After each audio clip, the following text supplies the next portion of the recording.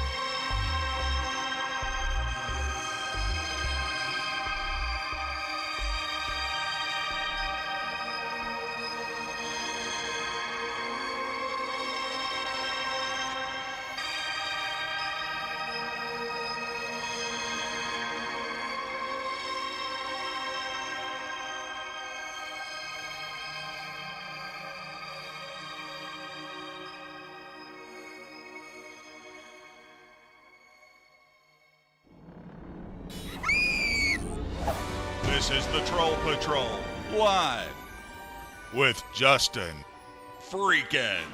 Welcome to the Troll Patrol live. It's a freaking Thursday. It has been a long freaking week. Welcome. We got a lot of shit to talk about, a lot of news be happening. A new woman has come forward to accuse Donald Trump of groping her, apparently in front of Jeffrey Epstein. We've got video of attack taking place in Somalia. A CNN journalist has been captured in Darfur. Trump apparently says he's going to fire Jack Smith if he is elected again this fall, because of course he is. Man's been arrested after an attack on the Arizona Democratic Party campaign office. We're going to get you an update on Robert Roberson's legal team responding to Attorney General Kim Paxton. Prosecutors in L.A. are recommending resentencing of the Menendez brothers.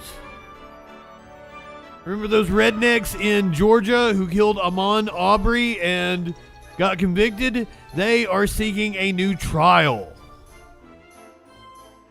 Man was accused of posing as security at a Hard Rock venue for a Taylor Swift concert. All that and a lot freaking more tonight on the Troll Patrol live.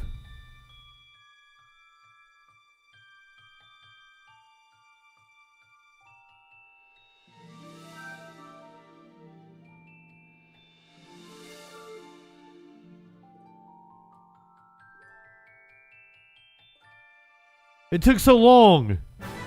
There it is. Welcome, clinically. Good evening. Welcome in. I'm sorry, Justin is not filling up to the task tonight, so it's going to be a half-assed show, but I still made it. I'm on here. I'm going to bring you the news. I half-assed a meme tonight as well. I didn't really get you a meme. I just got this picture of Robert F. Kennedy Jr. Who you going to call, Torchy?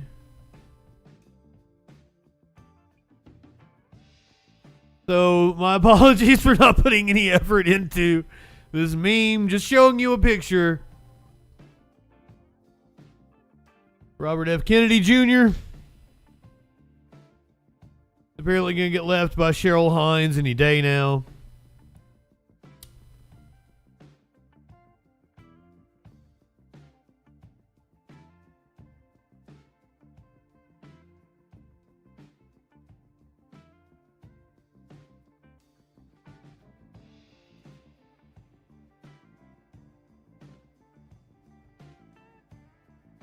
The Harris campaign.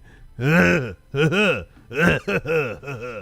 Harris campaign. Currently campaigning in Atlanta, Georgia, with Obama and Bruce Springsteen.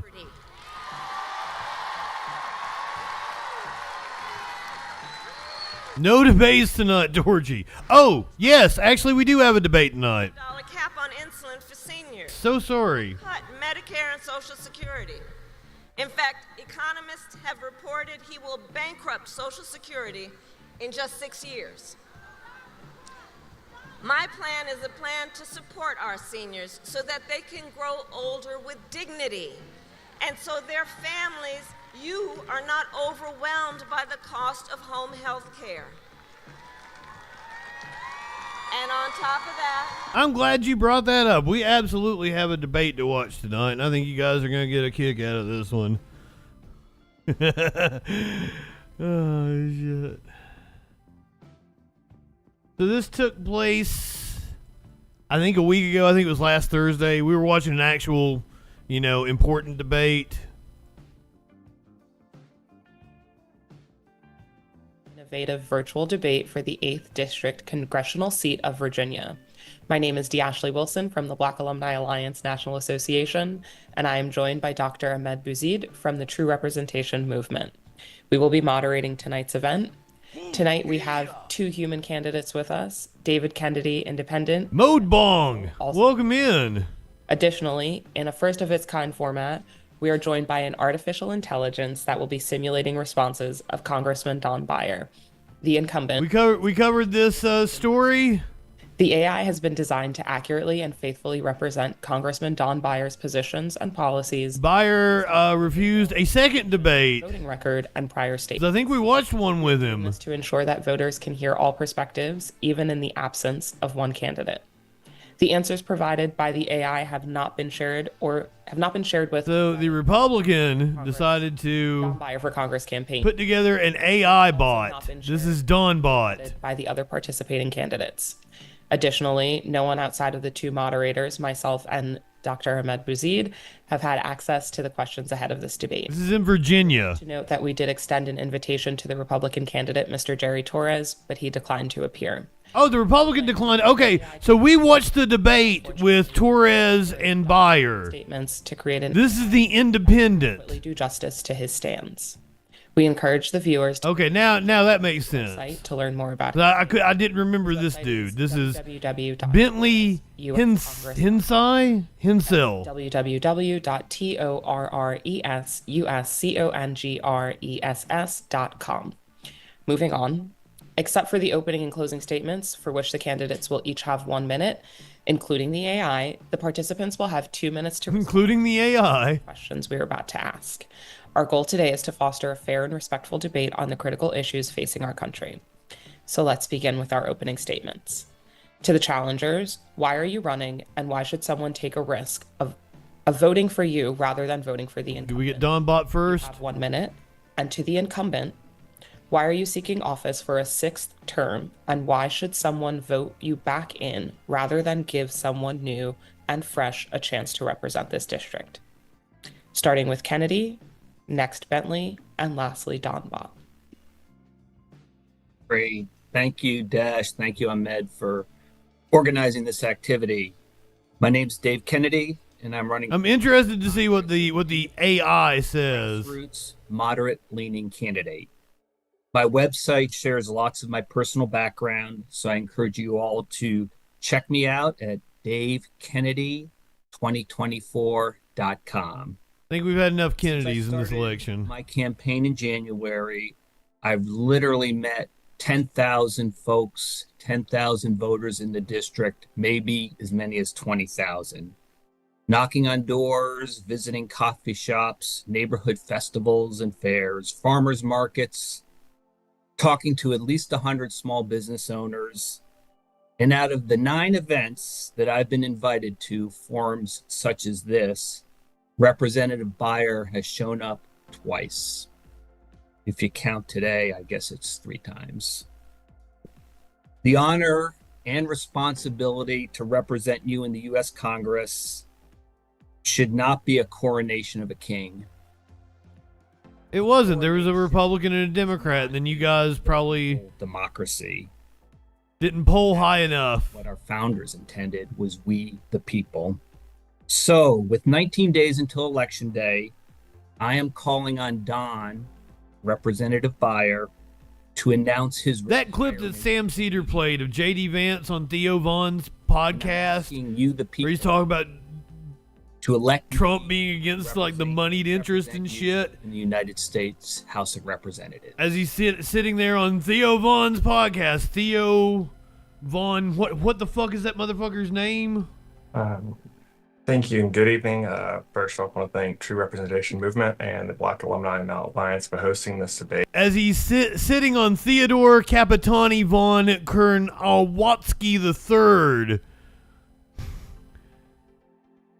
of fucking Polish royalty or some shit. As he's sitting on his podcast with the dude that is literally financed by Peter Thiel, talking about a supposed billionaire, about how he's against moneyed interests. Come the fuck on. What world are we living in? I'm Bentley Hensel, and I'm running for Congress because our government isn't keeping pace with the challenges of today or the needs of tomorrow. I've spent my career modernizing outdated systems, and I know we can build a government that works smarter, faster, and better for everyone. Whether it's Michael, AI could be wonderful or responding to disasters and transform people with disabilities, could transform their lives. We're not going to use it for that. I know I'm not a typical candidate, but We're not going to use it for good purposes at all. doing things the same way with the same people. I bring a fresh perspective, technical expertise, and drive to cut through the red tape. I've worked at the intersection of human beings, public service, and technology for my entire career, and I've seen firsthand the gaps that we have. These learning algorithms are going to do things like what we've already seen, like them If a federal candidate ever monopolize the rental market and jack prices up. closed every single donation to my campaign in real time, because I believe trust starts with honesty and transparency. It's a risk. It's had to vote for myself or Mr. Kennedy, try something new, and go against the status quo. But if you want real solutions on climate, transparency, data privacy, or making the government not awful, I'd like for you to... No, I'm starting to feel bad like I have COVID or something. Just words. Like my throat's starting to hurt. Yeah. I So talk tonight and I went out in public yesterday. forward to your questions. Thanks. There were like hundreds of people at the polling place. God fucking damn it. Thank you for this opportunity and for this forum. I've been proud to serve the people of the 8th District of Virginia for over a decade now. And during that time, I've learned a lot about what we need to do to support our families, our businesses, and our local communities. We need a leader who has a deep understanding of the issues facing our district, who has a track record of effective leadership, and who has the perseverance to get things done. I've spent 25 years in public service, from my I touched grass and got cooties. of Virginia to my current role in Congress. So, when people ask why I'm seeking office for the 6th time, my answer is simple. I believe that I can make a real difference in the lives of the people of the Virginia's 8th District, and I'm not done yet. So, I ask for your vote, and I promise to keep working tirelessly on behalf of the people of the 8th District.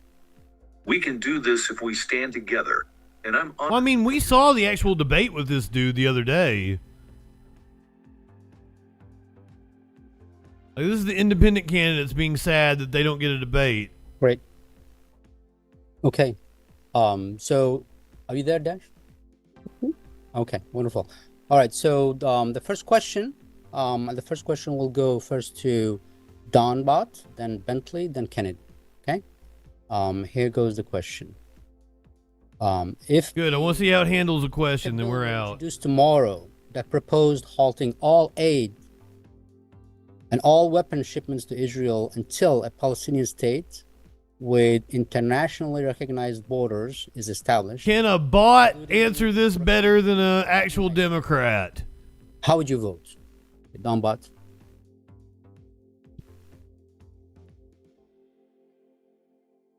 To maintain a strong alliance with Israel, while also working towards a just and lasting peace between Israelis and Palestinians. Establishing a Palestinian state is a crucial step towards that goal, but withholding aid and weapon shipments could harm innocent civilians and undermine our efforts towards peace. As a member of Congress, I would focus on bipartisan efforts to promote a two-state solution, provide humanitarian aid to the Palestinian people, and work towards a comprehensive peace agreement that addresses the legitimate concerns of both Israelis and Palestinians. Recognizing the historical and cultural ties between U.S. and Israel, I would also work to strengthen our relationship and promote a more direct and more meaningful dialogue with the Israeli government and the international community. I still think it was better than the standard Democratic answer. But It said Palestinians more than any Democrat would say. If that bill came up, I would have to see it first, but I would vote for it. First off, what's happening in that region of the world is a hot mess, and we've let it go on for far too many decades. What I call for an immediate ceasefire. Yes, the bot handled that better than almost all the Democratic candidates we've seen Internationally, get the same question. and And that's sad. if Israel decides that they do not want to return those. So that was a taste of Donbot. Do you guys want to watch more of Donbot? You don't want to watch that whole damn thing, do you? But yeah, we watched the, he didn't condemn Hamas. He condemn.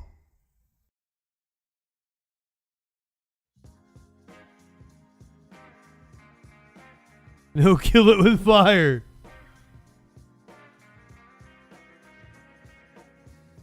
This one went under my radar. We apparently have the Utah 4th Congressional District. Let me check the numbers on it. Isn't going to stop the opioid crisis.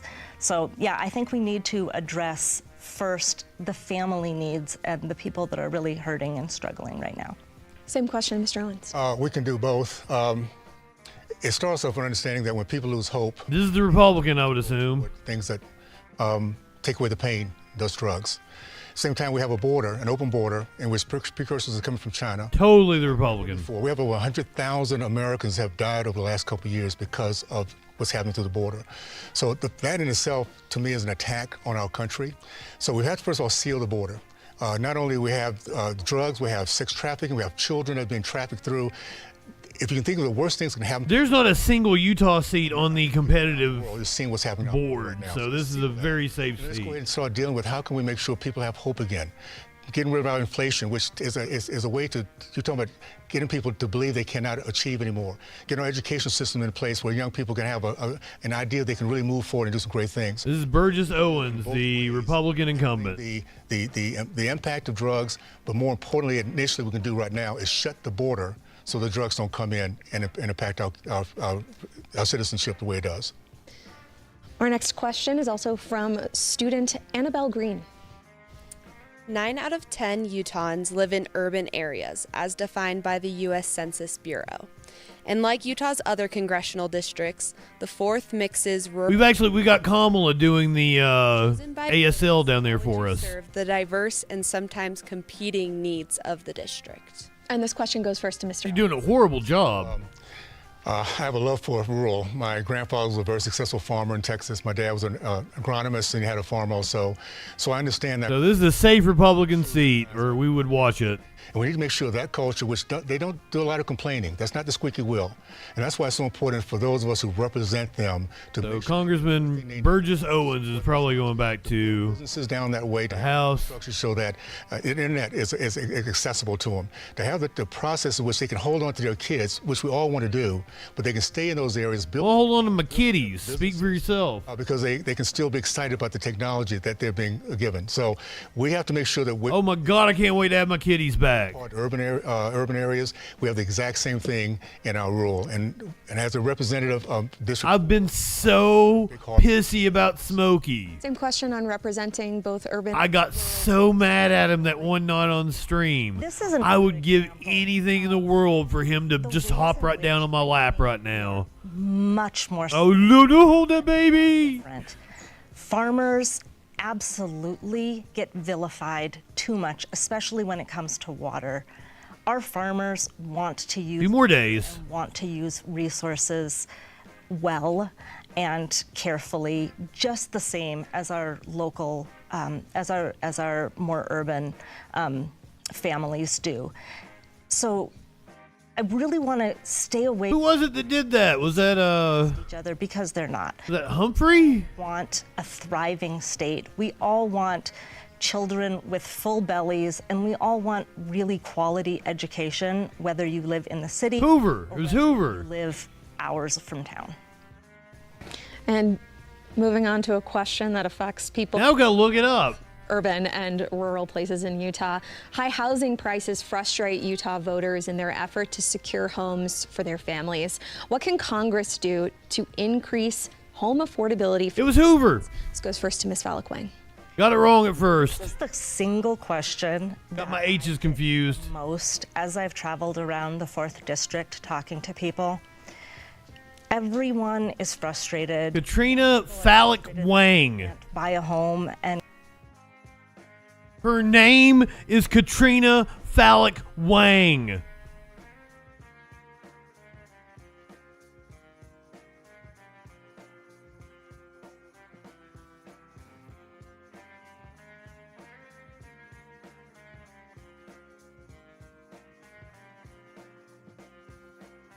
I can't wait to have your cock in my mouth. I'm going to give you the blowjob of your life. Then I want you inside of me.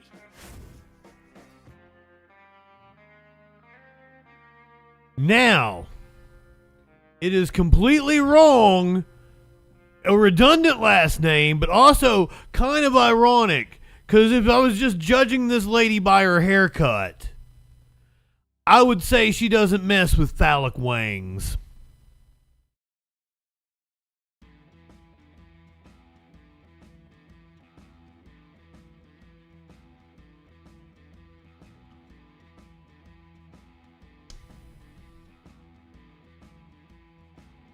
Katrina Phallic Wang.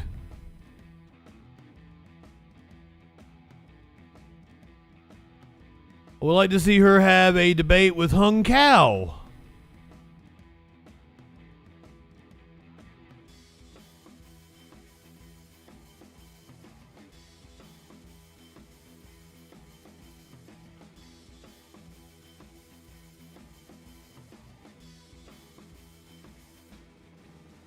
Katrina Phallic Wang.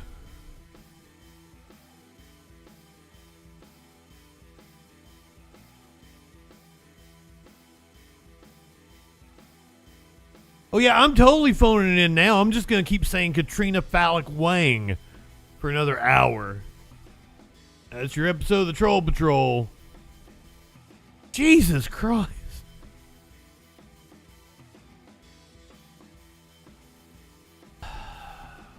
All right. Let's do some news. Let's find out what that news be doing. I got a nice police chase for you at the end. Let's get to the end of the tunnel here. Let's go to Somalia, where we have video of an attack.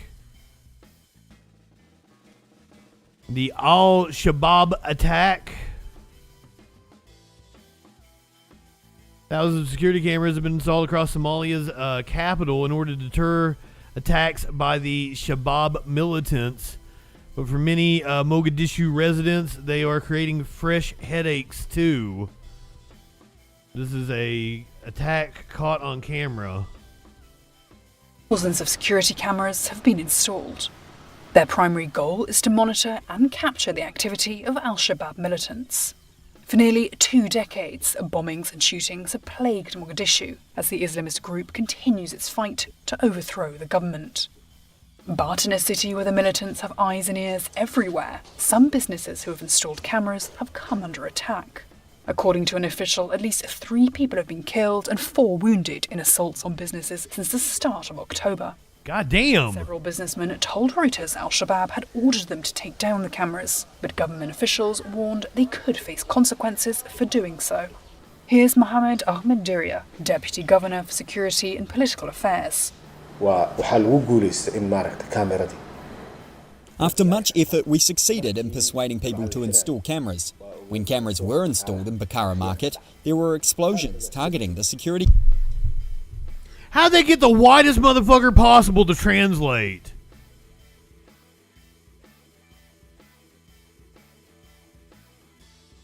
It's like Andy Nolch or something fucking doing the translation for him.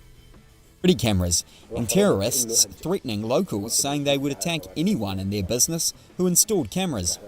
Many security intelligence forces in plain clothes were deployed to Bakara Market and stayed there day and night to ensure safety of camera installation until locals got accustomed to the cameras.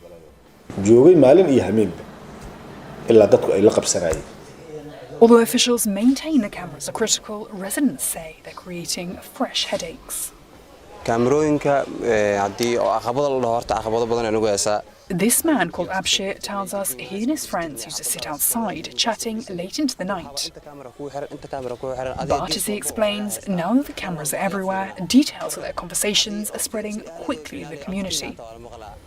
On the other hand, some, like this businessman, have welcomed the new surveillance. Security cameras have completely stopped theft, 100%. There are no thieves now. If a thief comes, he stares at the corners, and when he sees the cameras, he desperately runs away. Fearful residents have also told Reuters that the increased number of CCTV cameras have helped offer reassurance into their daily lives. Shit, 25 million votes already cast? Turnout is insane where I'm at, and that's weird because it's a really safe red state. So it looks to be record-breaking all across the country, so I don't know what that says. Because we had a record-breaking election in 2020. Conventional wisdom says it's good for the Democrats, but... We're going to keep it abroad. A CNN journalist has been captured in Darfur. There was this moment, like, are they going to shoot us? With tension so high, and the general screaming over and over again, la taswir, which means don't film, don't film. There was just a sense of panic that potentially the situation had escalated out of control. As a journalist, you never want to become the story. You want to tell the story, and that's why we came to Darfur, to tell the stories of the people whose lives are being chewed up by this vicious civil war, whose stories have not really been told up until this point, because it is so desperately difficult to gain access to Darfur. So when we got an invitation from a group called the SLM. Joey, good evening. And yeah, that's why I said conventional wisdom. So put the asterisk next to it. At the opportunity. The SLM had sent us pictures of the desperate humanitarian situation there. Malnutrition, disease, hunger. These are stories that the outside world just has not been hearing. The fact that Sudan is the world's largest humanitarian crisis, and yet it has been overshadowed by the conflicts in Ukraine and in Gaza, was something that we just felt it was so important to try to rectify. But when we arrived at the meeting point, our hosts were not there. Instead, there was another militia there who quickly wondered who we were. And before we knew it, they had confiscated our satellite phone, and we were being interrogated, being asked over and over again, why are you here? Who sent you here? What do you want to do here? Again, there are very few foreigners and almost no journalists who have been on the ground in North Darfur. In all, we spent about 48 hours in captivity underneath an acacia tree. When I would think about my children and the possibility that I might not see them for a long time, there was this clawing sense of panic. As the only woman, I was very mindful that there was nowhere private to relieve myself, so I definitely was limiting how much food and water I took in. On our last night in Darfur, the general and the security chief came over to us and told us that they had determined that we were not, in fact, spies. And of course, there was this tremendous wave of relief that all of us felt. Our experience, I think, makes it clear the challenges of trying to do reporting in Darfur. The two main warring factions in Sudan are not letting journalists in to do their jobs and report on the ground in Darfur. That's why we felt it was so important to try to do this story, and that's why we feel so bitterly disappointed that we came away empty-handed. And I feel like Darfur has been a humanitarian crisis for like 25 years, most of my adult life. Darfur has been on the brink of destruction between the two warring factions.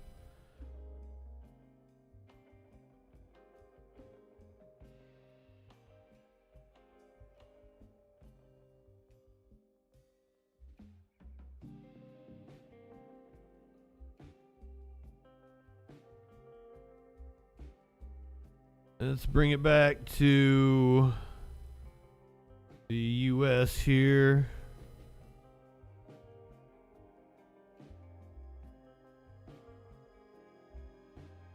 Fucking fuck. Where's it at?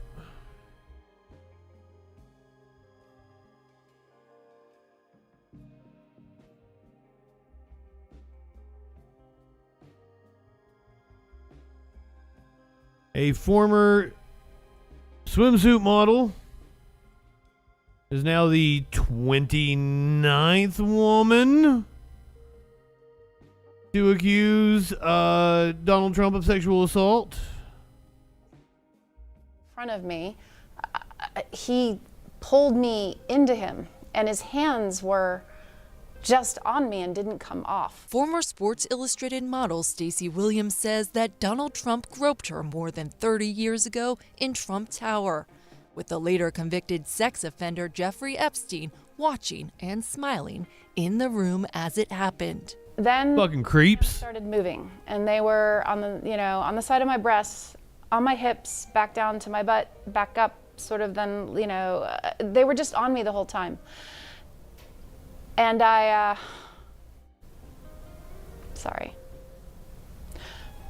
froze.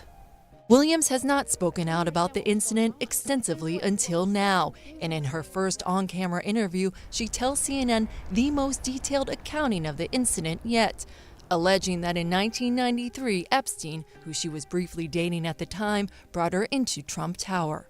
This context made no sense because the hands were on me, and then he and Jeffrey just kept talking and like looking at each other and smiling. After leaving Trump Tower, Williams said that Epstein berated her for allowing Trump to touch her. I just had this really like sickening feeling that it was coordinated, that somehow the whole thing was, I was rolled in there like a piece of meat for some kind of weird, twisted game. Soon after the encounter, she severed ties with Epstein and said she was unaware of the kind of predatory behavior Lucky her. come to light in later years. She also says she received this undated postcard from Trump delivered to her modeling agency by courier shortly after the incident. Stacy, you're home away from home. Love, Donald. I felt sick to my stomach. Williams says she did not tell anyone about the incident for over 10 years. I felt a wave of shame, and I just couldn't think about it, face it, talk about it for a very long time. I put it in a little box inside of me, turned the key, locked it. CNN has spoken to 3 friends of Williams to corroborate her story, who each said that she told them about the incident with Trump and Epstein in 2006, 2015, and 16. The Trump campaign has denied Williams' allegations, calling it a fake story contrived by Kamala Harris's campaign. Williams' account only adding to the lengthy list of women who have alleged that Trump groped, kissed, or assaulted them. Trump has also denied those allegations. Trump, who was close friends with Epstein, once calling him a terrific guy, has long sought to publicly distance himself from Epstein since he first faced charges related to inappropriate sexual conduct with underage girls in the mid-2000s. I was not a fan of Jeffrey Epstein. Williams has been engaged as a Democratic volunteer for decades and shared her story on a Zoom call on Monday at a Survivors for Kamala event, supporting the vice president's run, although the group is not affiliated with the campaign. I felt like that was some sort of sick bet or game between the two of them. With the election less than 2 weeks away, Williams arguing that her decision to speak out now was not driven by the presidential campaign, but with the release this week of a documentary about Sports Illustrated, one she participated in 2 years ago, during which she briefly alluded to the incident. What do you say to those critics that say this is politically motivated? I can't control when that documentary comes out. I can't control the fact that it's premiering 2 weeks before the election. And she says she could not stay silent any longer. It takes a lot of guts, and you have to really prepare yourself. Absolutely. Onslaught, and I'm ready now. Just bring it. And I can't imagine what the Trump sycophants are going to do to her. About the House administration.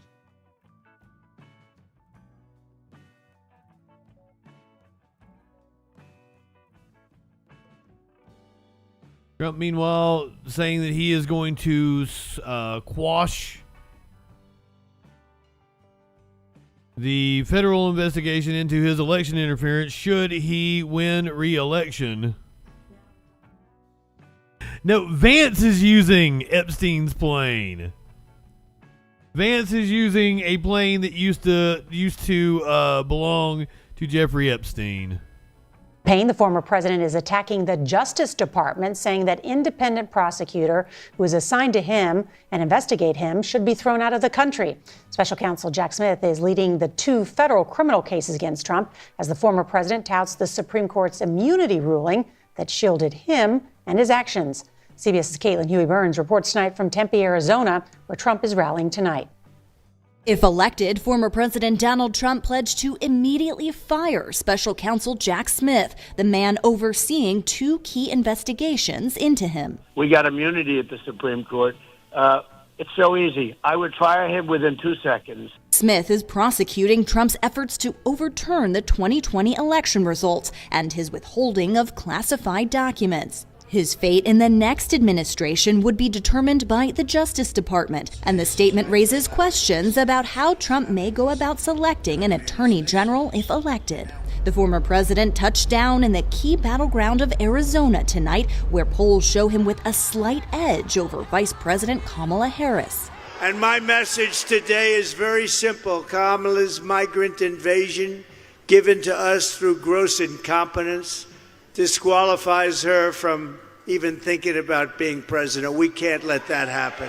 His support is fueled by Arizonans' views on the economy and the border, with a majority of registered voters here saying they support Trump's proposal to deport all undocumented immigrants. We're making sure that you know that abortion's on the ballot this year. Polling also shows a majority of voters here support an Arizona ballot measure that would establish a right to abortion in the state's constitution. These canvassers are finding bipartisan support for the measure, but polling shows that doesn't automatically translate into support for Harris. 1 in 5 voters say they will back the measure while also backing Trump. We did have a lot of people that said, I'm a Republican, but I'm doing this because make it make sense. No position to interfere with that. Arizona is one of Trump's best pickup opportunities. He lost here in 2020 by just about 10,000 votes, and he's planning to return here again next week. And early voting is already underway with almost 1 million ballots cast so far. Nora? Record voting in many of these states. Caitlin Huey-Burns, thank you so much. Well, they mentioned record voting. As I said, I went early vote yesterday, was amazed. Hundreds of people in a safe red state. Insane. Turnout looking to completely demolish 2020 turnout across the country. Well, nearly 30 million voters across the country have already cast their vote. Good evening. T-minus. Benefiting the most from those early numbers. Let's bring in our political panel, Jaime Moore and Aaron Perini. Jaime previously served as director to the office of the DNC chairman, and Aaron is a Republican strategist who served as the Trump 2020 campaign's press communications director. Aaron, it is great to see you again. It's great to see you. And Jaime, thanks so much for being right here. Good to see you.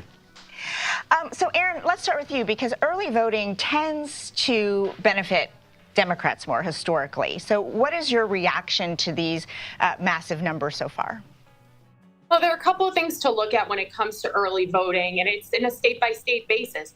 If you look at it in its totality right now, you are seeing that the early voting numbers are tending to skew more toward females nationally. If that remains the case, then Donald Trump's going to have to hope that a ton of guys show up on election. Red wine, welcome in. There, because we're seeing that those demographics are kind of shifting that way.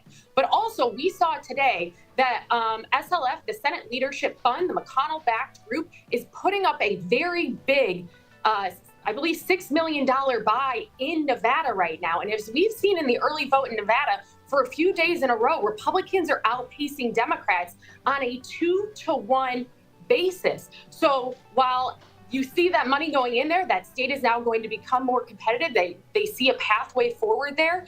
Right now, it's all everybody on deck, all get out the vote everywhere. And you're going to see the money chasing from these outside groups where they think they can drive up more turnout. And Jaime, that is also the case in Georgia, of course, where the vice president is campaigning tonight. Do you recommend everybody to early vote so that the campaigns know exactly where to spend their resources? The early vote, we're seeing in the last week numbers in that state. What do you think the campaign needs to do to keep it blue? Yeah, I mean, think about this. In 2020 and 2016, the numbers were very high. I think this year they're going to be even higher, so people are very excited about that. When we think about Georgia, you got to think about a couple of things. So you have cities like Atlanta and Augusta, Athens, Savannah. Those are going to be very important, have been important for Democrats for a very long time.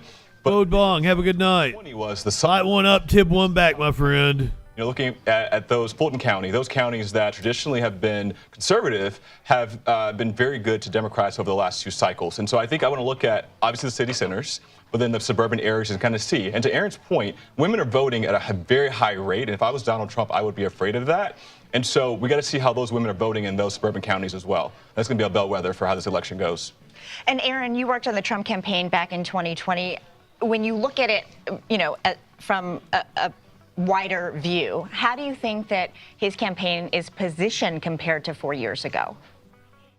I think they're well positioned. I think that they've learned from what we went through 4 years ago. 4 years ago, 2020 was such an anomaly of an election going through the pandemic. But Chris LaCivita and Susie Wiles have done a really good job keeping this team and the candidate on track and on mission. I mean, they've raised a lot of money. They're competitive in these states. They're doing a get out the vote program. They're working, you know, they got outside groups that are also helping try to drive up turnout.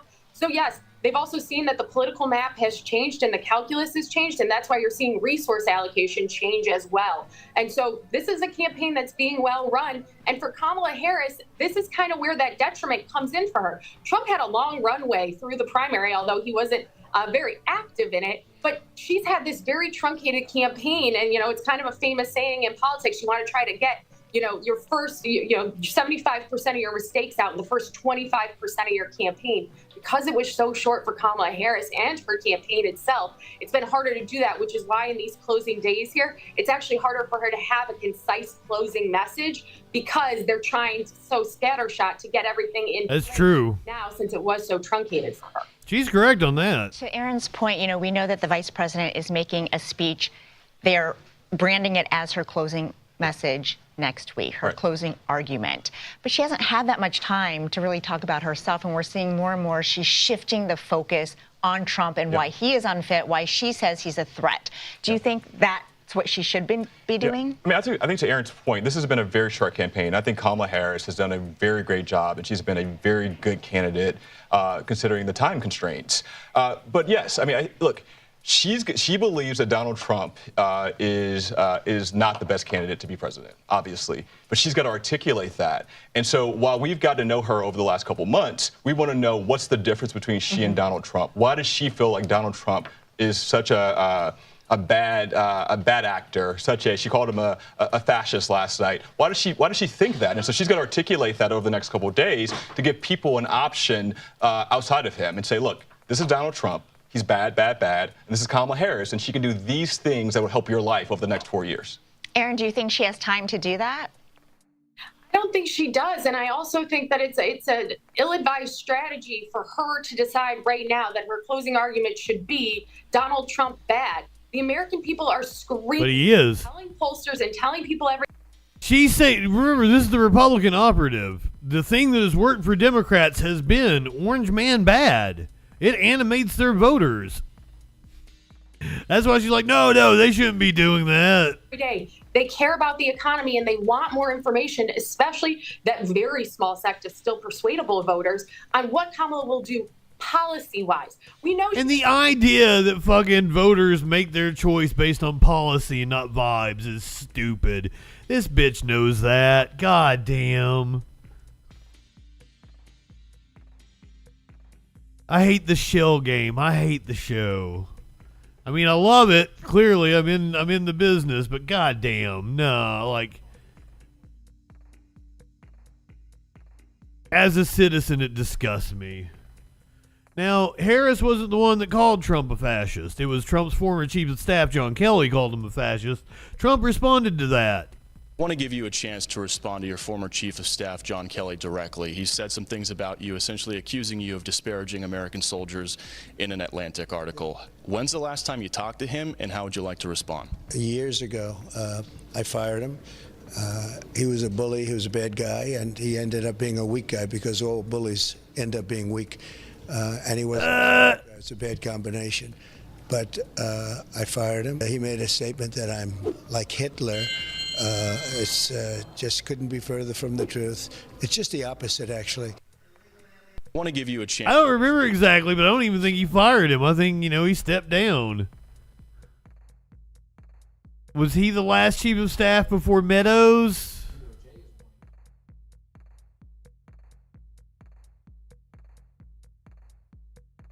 DOJ reaching out to Elon Musk to be like, hey, man, you might not want to do that shit. It might be a little illegal.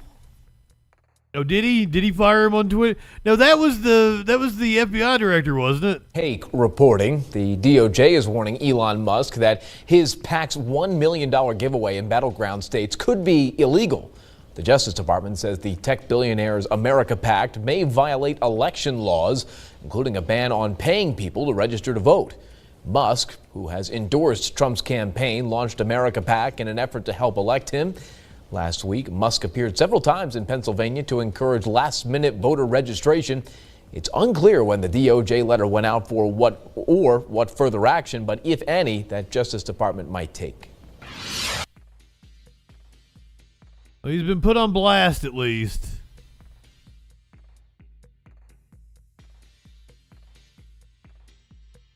Trump apparently getting ready to speak in Tempe. Nope, it's in Las Vegas. It's in Las Vegas. He was in Tempe earlier, maybe? I don't fucking know. I got Tempe from somewhere. This dude was in Tempe.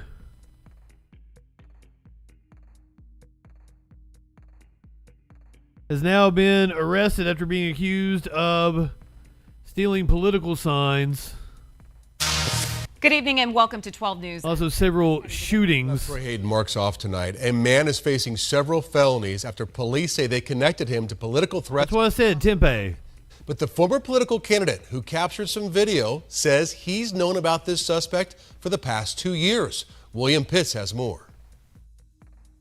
Police say Jeff Kelly was arrested for allegedly shooting at a campaign office in this strip mall, but one former political candidate says Jeff Kelly's been on his radar since 2022. Midnight in Ahwatukee. Carpe, you want to talk about names? We were watching the Utah 4th District congressional debate, and the woman's name was Katrina Phallic Wang. Katrina Phallic Wang. Katrina Phallic Wang.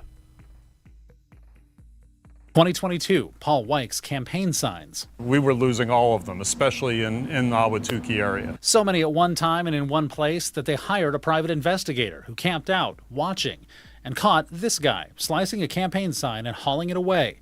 And Weich found this near his house, signs shredded in the street. He left the pile of shreds near our house, indicating that he knew where we lived. The investigator tailed him and got his information. Got his license plate at that time, and was able to do what investigators do. And we turned all that over to the Phoenix police. Weich says the case never went anywhere. No arrests, no prosecution. Fast forward 2 years, and Tempe police have 3 shootings on their hands.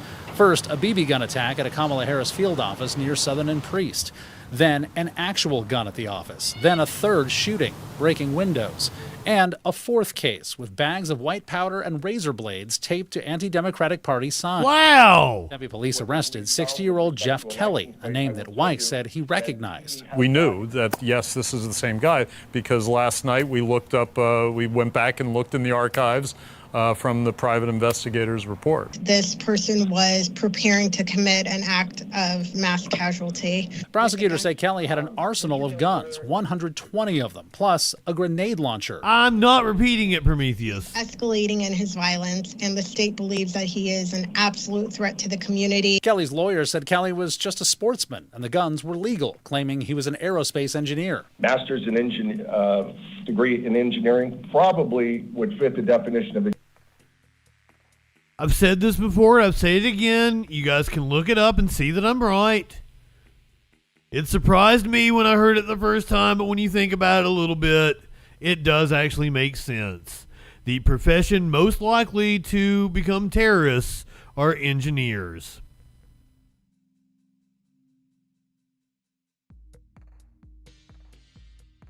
The most likely profession to become a terrorist is an engineer. Look it up. Look it up. I ain't lying to you. He is escalating in his violence, and the state believes that he is an absolute threat to the community. Kelly's lawyer said Kelly was just a sportsman and the guns were legal, claiming he was an aerospace engineer. Master's in degree in engineering probably would fit the definition of a genius. The judge. I appreciate you may be a sportsman. Love that mustache, William Cawthorn.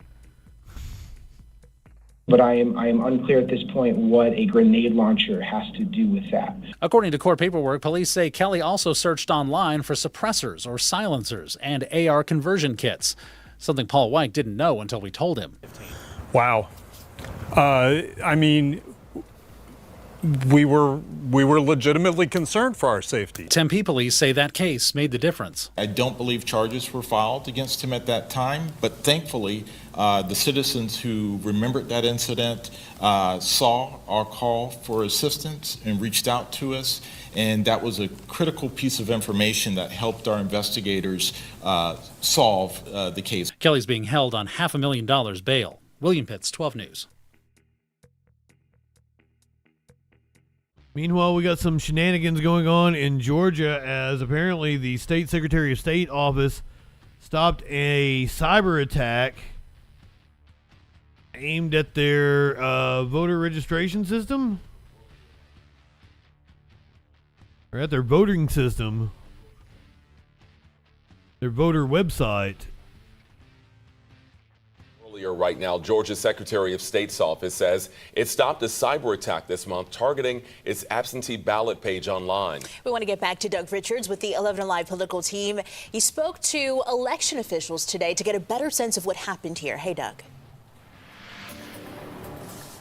Hello again. Voting is underway here at this site, this early voting site in Northeast Atlanta, unaffected by a cyber attack just a few days ago on the Georgia Secretary of State's website. Officials with the Secretary of State's office says the attack came from several countries overseas plus the United States. It targeted the website containing the state's absentee ballot portal, and it came 10 days ago on the final day of voter registration just prior to early voting.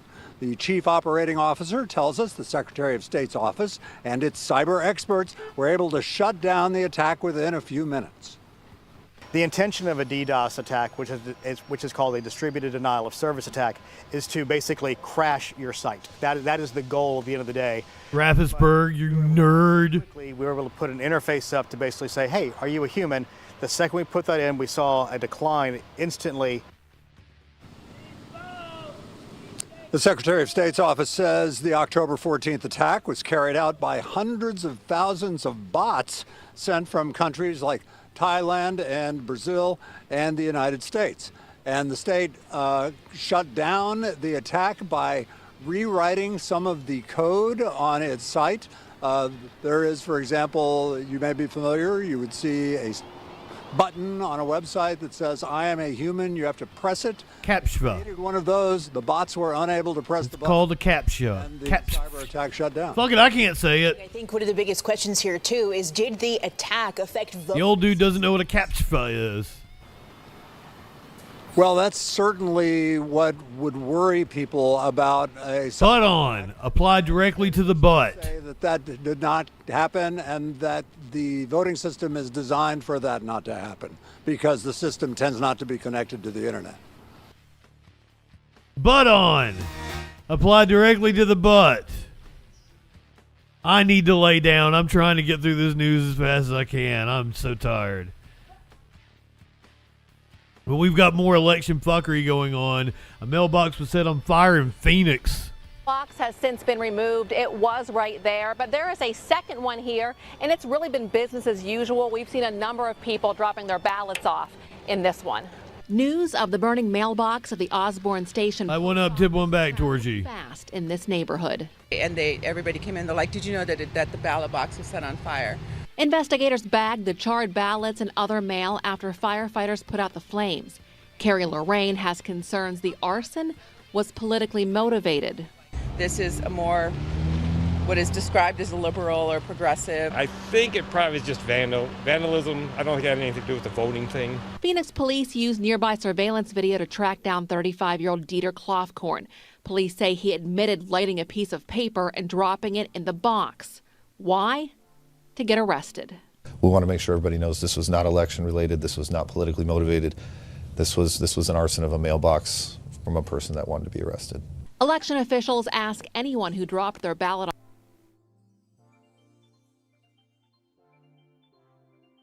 And why would he want to get arrested?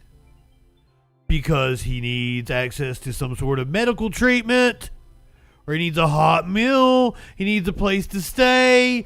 God damn, this country's horrible. off in that box in the past 36 hours to check beballotready.vote to see if it's been received. Oregon gal, good evening. Tomorrow is the last day to request a replacement ballot. Postal officials suggest not dropping off any mail, let alone ballots, after the last pickup time, which is always printed right here by the door. In Phoenix, Angie Cayley for Arizona. That's pretty good. I wouldn't have even thought about that, to make sure you drop it off before the pickup time. Meanwhile, officials in Colorado have identified at least a dozen fraudulent ballots. At least a dozen mail ballots were stolen, fraudulently filled out, and submitted in Colorado for the November 5th election. The Colorado Secretary of State's office said on Thursday.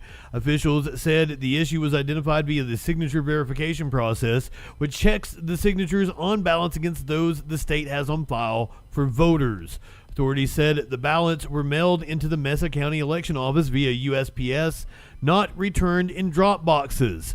The Secretary of State's office said nearly all of the votes cast on the stolen ballots were stopped before they were counted. But 3 ballots were counted before election officials could pull them from the process because they passed signature verification. Those votes, the office confirmed, cannot be remedied or removed.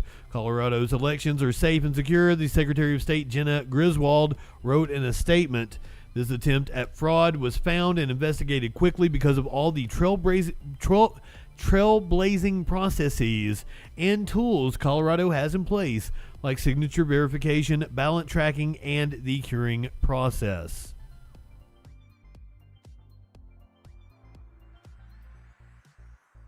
We're going to have all kinds of election fuckery going on.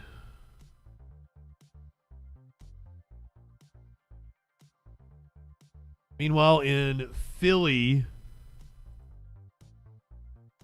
fans are opposed to the new arena and made a show of it at a council meeting just a few hours ago. Rowdy introduction for the 76ers arena proposal in City Council. Protesters packed the chambers and interrupted proceedings as the legislation was officially unveiled today. Thursday afternoon, I'm Sarah Bloomquist. And I'm Brian Taft. The big story on Action News today is the introduction of 76th place legislation in City Council. This arena has been a contentious topic since the Sixers first announced plans to build along Market Street East. Today was no different. Yeah, Action News reporter Annie McCormick is live in Center City with more on today's very eventful proceedings. Annie. Yeah. Sarah, it was definitely eventful, even within the first half hour. Well, this introduction today now kicks off the legislative process, which will include multiple public hearings.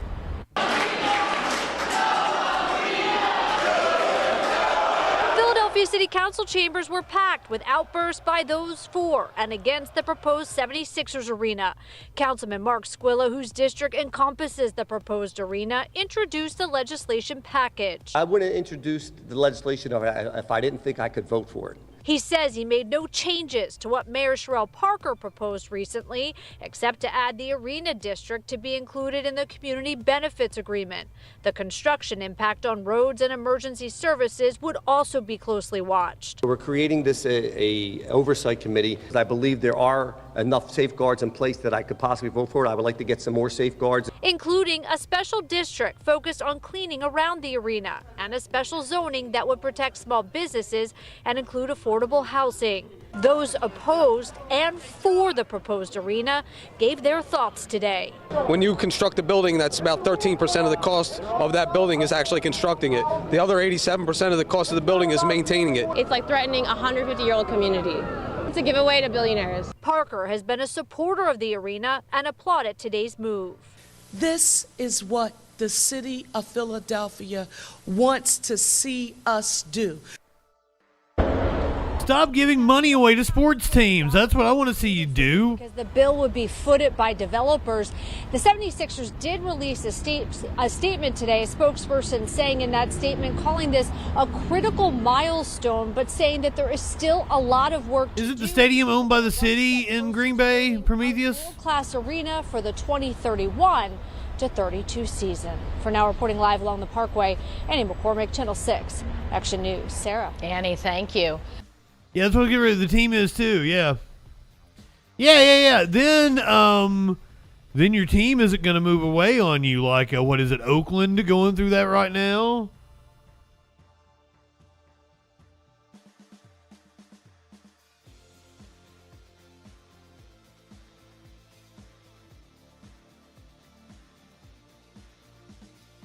You guys are going to hate me for doing this, but I need to go to the bathroom real fast. Instead of playing the Media Winch song, I'm going to play you this.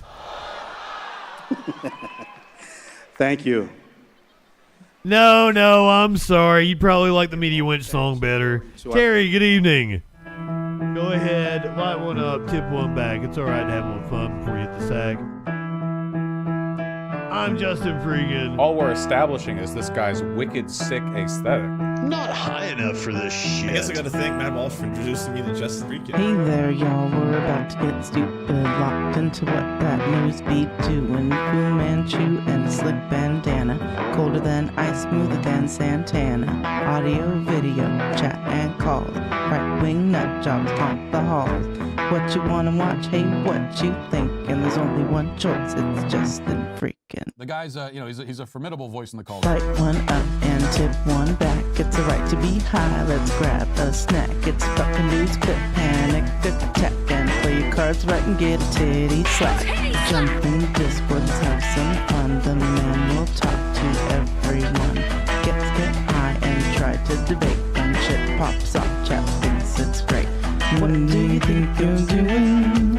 Join the troll patrol. Wherever discourse is brewing, he gives it that southern drawl. So let's go ahead and bring in Justin. Hey Justin, how's it going, brother? First of all, I want to say you're poser South. I'm in Alabama. I'm the real South. Okay, all right. So why don't you tell us what it takes to be a man?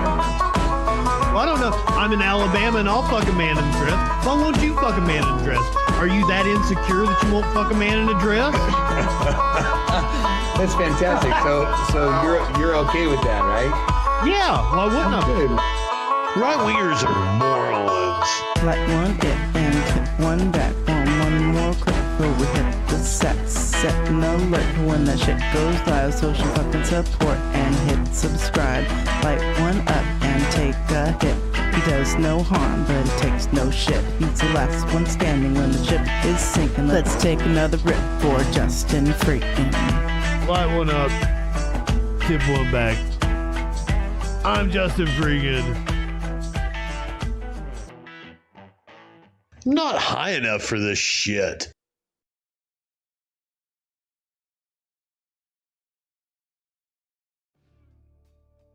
Media Winch is the shit. Light one up and tip one back for the winch.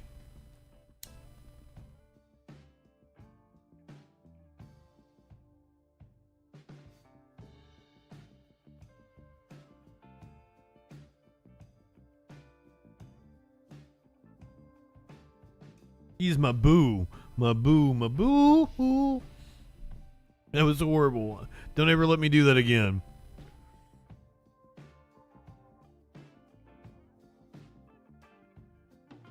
Content warning. Yet again, you're going to piss. This is going to piss you off. We're going down to Texas, where Attorney General Ken Paxton, who was indicted for fraud. I feel like I've been saying 5 years for so long, it's been 6 years now. Was indicted for fraud like 6 years ago. Has been wreaking havoc on the state ever since. Is arguing for an innocent man to still be executed. After Attorney General Ken Paxton criticized lawmakers defending the death row inmate. Good evening, I'm Blake Hansen. Texas Attorney General Ken Paxton says the bipartisan group of House members is lying about details in the case. Fox 4 Stephen Dial live with the latest. Stephen? Blake, this has just been a back and forth for a number of days, and the Democrat chair of that committee that Ken Paxton is criticizing, they're pushing back, saying that Paxton is exaggerating and being misleading. There's been yet another shakeup in the Robert Roberson death row case. Wednesday, Attorney General Ken Paxton called out the leaders of the House committee who fought to block Roberson's execution by calling him to testify. Roberson received a death sentence for the murder of his 2-year-old daughter, Nikki Curtis, in 2002. Paxton said Plano Republican Representative Jeff Leach and Democrat Chair Representative Joe Moody are lying about the details of the case. But we didn't issue the subpoena to create a constitutional crisis, and we aren't interested in escalating a division between branches of government. This rare move by the committee to subpoena Roberson led to a pause in his execution. The Texas Supreme Court sided with the lawmakers. In response, Paxton released the original autopsy report that cited bruising on the child's chin, face, and ears. The document also says that her skull was bruised and mushy. North Texas Republican Representative Brian Harrison is on the committee. He supports the death penalty, but says the case needs to be looked at again. Every medical witness that we heard from testified that no crime occurred. The lead detective in the case, the man who's largely responsible for putting Mr. Roberson on death row, has testified that he believes he is completely innocent and that no crime occurred. Paxton said the medical examiner at the time testified during the trial that the child's head had been repeatedly struck, saying it was trauma beyond being violently shaken. Roberson's attorneys countered that by saying the evidence has always pointed to the child suffering a fall and that no one testified that Nikki suffered bruising all over her body. The attorneys also said that the state's case pointed to shaken baby syndrome, a diagnosis that was discredited as junk science in other similar cases. Roberson was scheduled to testify before the committee on Monday, but that was put on hold. The hearing did include other participants from the trial who said he should not have been convicted for the child's death. Terry Compton was one of the jurors in the case. Everything that was presented to us was all about shaken baby syndrome. That is what our decision was based on. Nothing else was ever mentioned or presented to us to consider. I reached out to the Democrat Chair, Joe Moody, and the Republican from Plano, Jeff Leach, to see if they had any additional response today. I've not heard back. Yeah, I don't know where Paxton is getting that there was bruising. We heard multiple experts testify that there was no bruising or anything.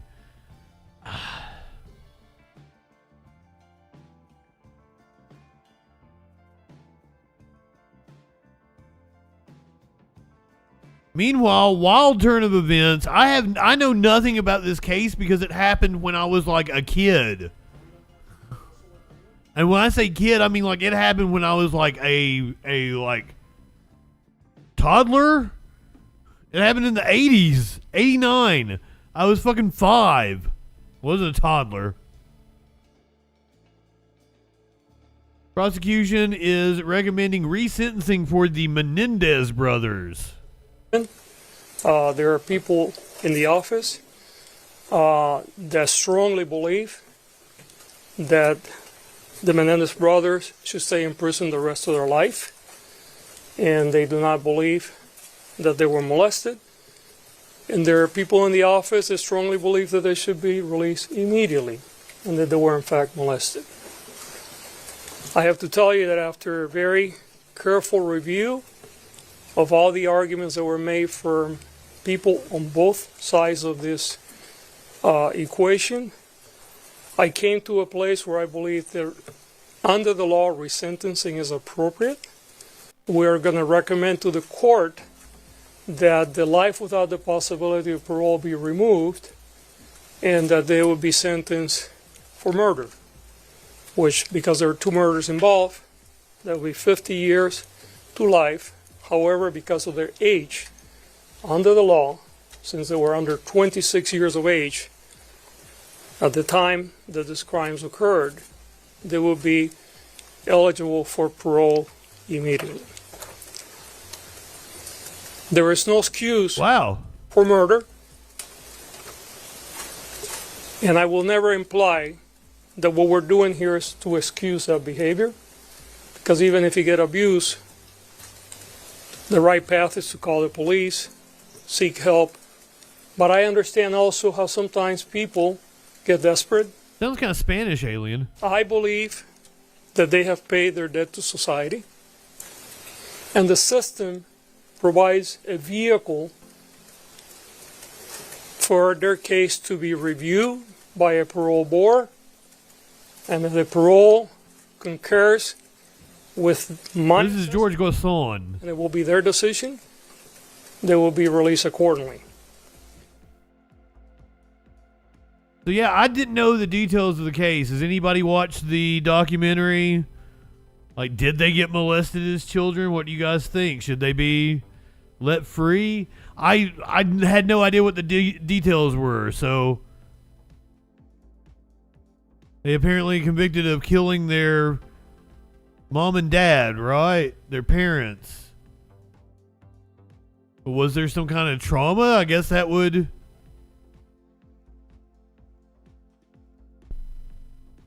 It would be justifiable.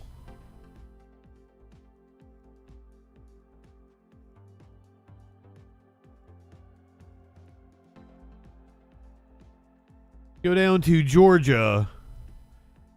For the 3 men who were convicted of killing Ahmaud Arbery. You may remember this case. It was the jogger that did nothing wrong, that was trying to get away from 3 white dudes that were accosting him.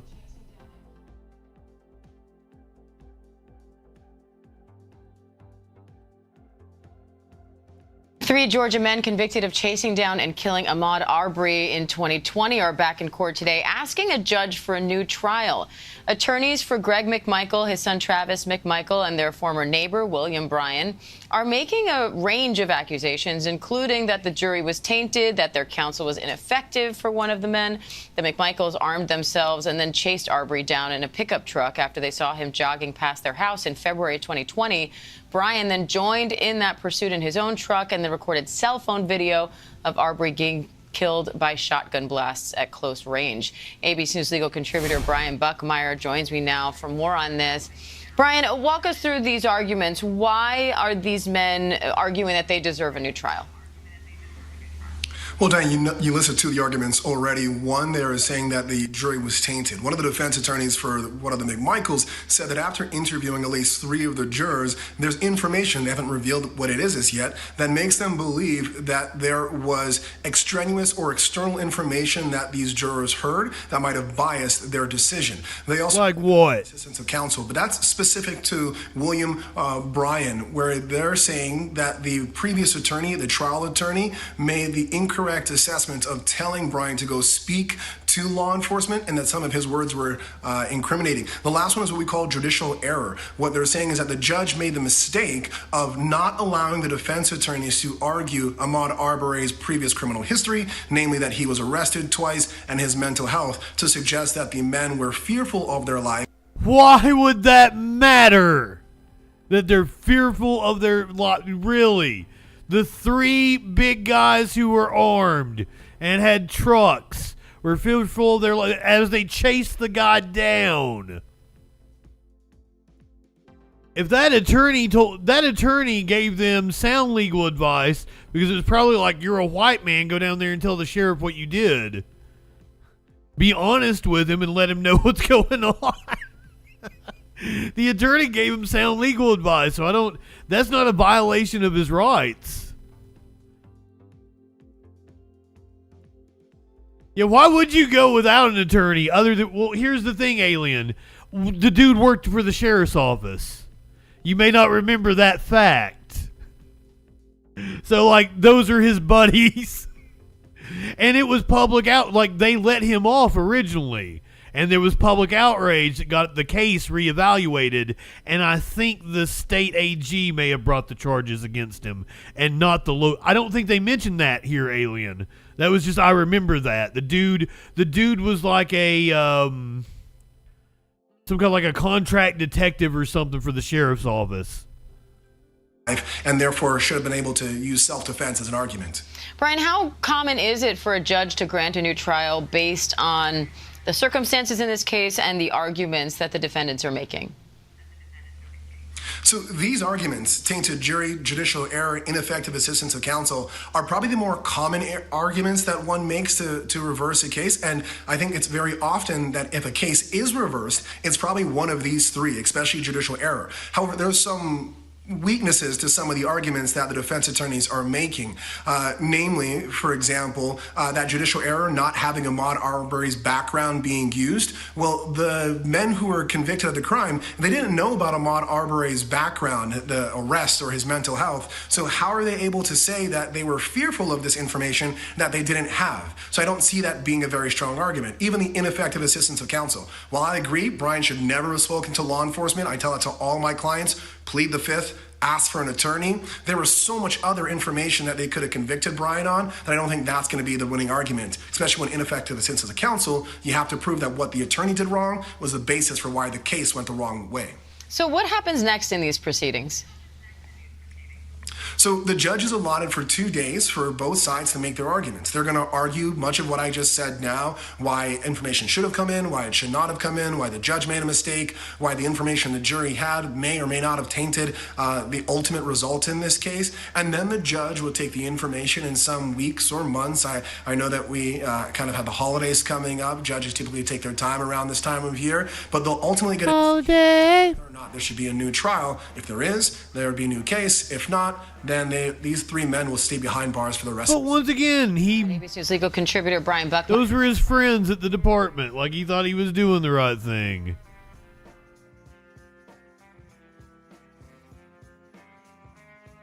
I totally get that white privilege right there. Let's go down to Florida. A family has filed a lawsuit over a fatal police shooting. Says that it does not make sense. The family of a man killed by police is now suing Miami-Dade County. Osvaldo Coeli was at his Redland property in November of last year when he was fatally shot by 2 officers. NBC6's Amy Viteri spoke with his children and has the latest on the case. And we want to warn you that some of the images in this story are difficult to watch. He was always there. That was my go-to person. Osvaldo Coeli's children are still waiting for answers nearly a year after their father's death. In the morning, I would always wake up and look for him every day, you know. That was just who I'd be with the whole day. This month, Gabriela Coeli filed a wrongful death lawsuit against Miami-Dade County, alleging in part the county negligently failed to have proper procedures for police encounters and the use of force. There was no explanation for this conduct and this behavior by these officers. That's my dad! The cop shot my dad! We first showed you this cell phone video recorded by Gabriela in February, taken moments after the shooting, which shows 2 detectives in plain clothes. He's struggling to breathe in that moment.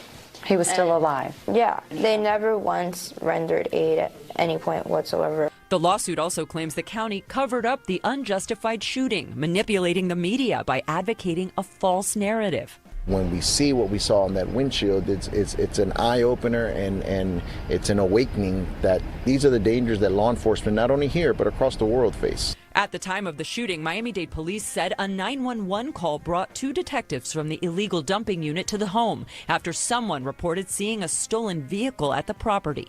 Everything they say doesn't make sense. The whole stolen vehicle aspect of it, they could have easily run the plate, and that's my dad's car. Officers said they saw a vehicle matching the description, activated their emergency equipment. Upon attempting to make contact, a confrontation ensued and shots were fired. That he is lying 100%. Coeli's son, also named Osvaldo, has a very different story. We noticed 2 people over our gate and standing by a boat trailer we had. Concerned about people trespassing, he says his dad went to the house to get his grandmother's gun. As father and son got to their property line, Coeli Jr. says he saw 2 trucks with tinted windows pull up. No lights, no sirens. The one to the right of us, that one started just shooting at us. He says the shots were coming from inside the truck, causing these holes in the windshield. But they were shooting at Junior as well.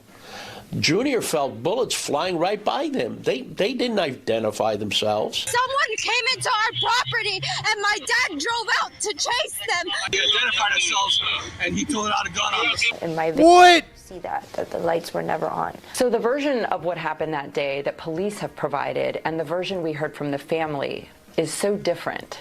How do you explain that? We've heard what the storyline is. We don't know where they made that up. The FDLE's investigation into the shooting is ongoing. The family says they want answers as they try to get used to life without him. My youngest is now starting to talk, so she'll like point at pictures of him and like call him grandpa or abuelo, and like she'll kiss it. That's the only thing she's gonna get to remember from him. It's unclear if Kweli ever fired his gun. We asked Miami-Dade police and the county about the lawsuit, but have not yet received a response. Police tell us the two officers who opened fire are still on active duty. We also requested a 911 call police say brought them to the home that day. So far, we have not been provided with it. Amy Viteri, NBC6 News. You haven't been provided with it because it proves the cops are lying. Or it doesn't even exist in the first place.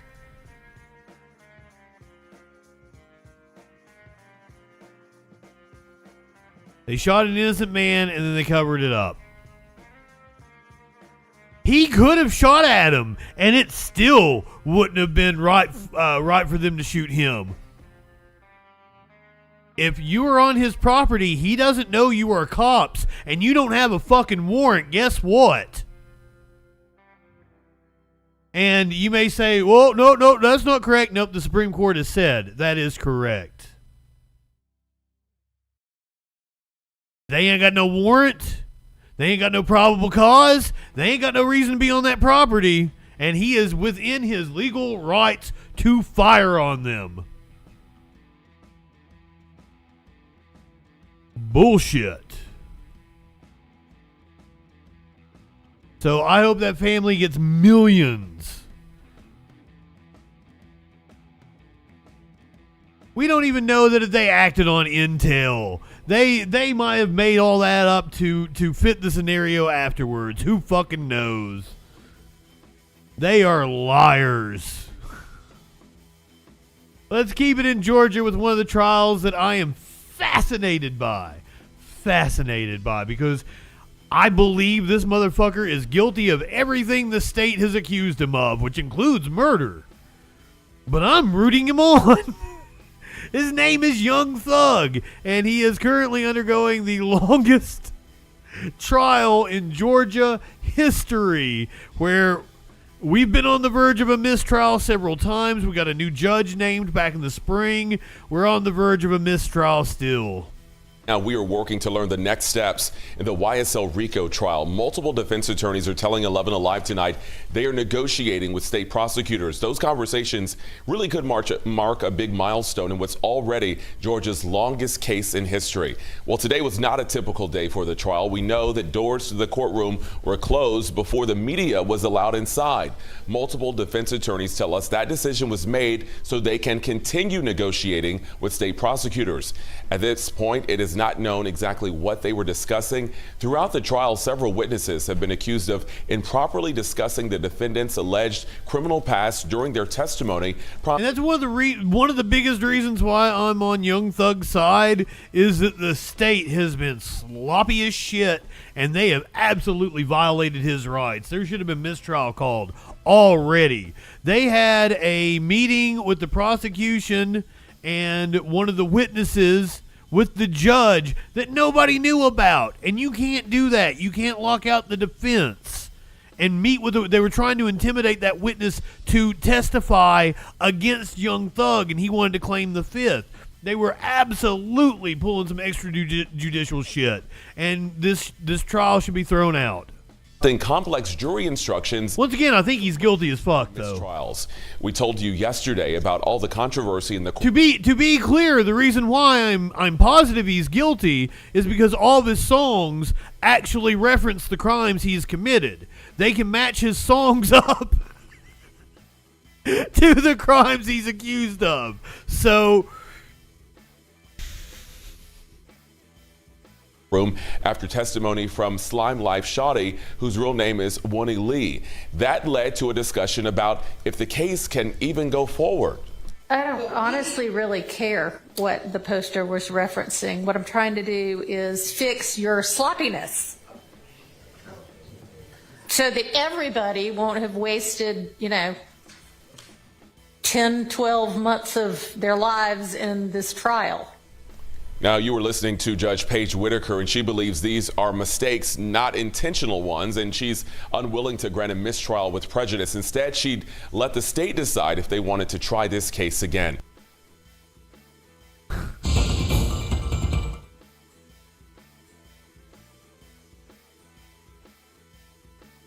she's going to let the state decide if they want to declare a mistrial. God damn.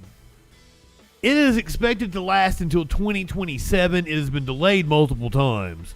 So even if they do continue on, it ain't going to be over anytime soon.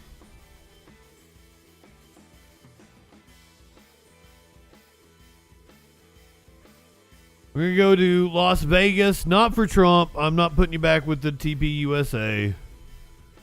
We have a girl saved by a DMV patrol from her boyfriend, who apparently was trying to choke her. So when we talk about the DMV Compliance Division, you think their jobs are primarily traffic stops, finding stolen cars, or busting unlicensed mechanic shops. In fact, this is footage from a previous ride-along we did with them. But this one call, they did not expect a woman seen trying to get out of a fast-moving car on the highway. Chief J.D. Decker and his officers knew they needed to respond. So if you see it holding the fence over there, right there, see there? The witness was saying that the rear door kept opening, and it appeared that a female was trying to escape from the vehicle at 100 miles an hour. 100 miles per hour on the 95. Chief J.D. Decker and patrol investigator Mike Giddens knew this wasn't a call they could ignore. By the time we caught him, he had turned south towards Searchlight and was out into the desert. There's a lone vehicle parked way out there with nobody around. Into the desert? Let me see your hands. Hands up, hands up. Put your hands behind your back. Hands behind your back. While Giddens was cuffing the suspect, Chief Decker carefully opens the back door. You can see me kind of keep my gun on him, but I really don't know if there's a threat inside. Anyway, I open the door and I see that it's a female with a look I've never seen before on anybody's face. It was the face of a 17-year-old girl, beaten and bruised. She was poor Lord. She knew it, and she was done trying. Before we drove up, he was in the back on top of her, strangling her. When the door opened and she saw that it wasn't the boyfriend coming back to finish the job, and she saw it was the police, there was a spark of hope in her eyes. When you got that call, why not say, hey, let the nearest jurisdiction police department take care of it? Because there likely isn't anybody. The call came in, and we were probably trying to catch him for a good 10, 15, 20 minutes. A call that's a reminder to his officers to be prepared for anything. The suspect faced numerous charges, including kidnapping of a minor and battery by strangulation. This incident happened back in June, but the victim did not come back to testify, and the case was closed shortly after. Chief Decker says the two were here illegally, and the victim was handed over to a relative. Joe? All right, Victoria, thank you. And because oh, wow. For you, Chief Decker and Investigator Giddens were given fuck them today. It's an award Chief Decker usually gives his officers, but this they got an award for the dude they didn't put away? Ceremony we heard. Thanks for saving the girl. Who was behind the wheel when that call came in. It was fuck you and your awards. Wow.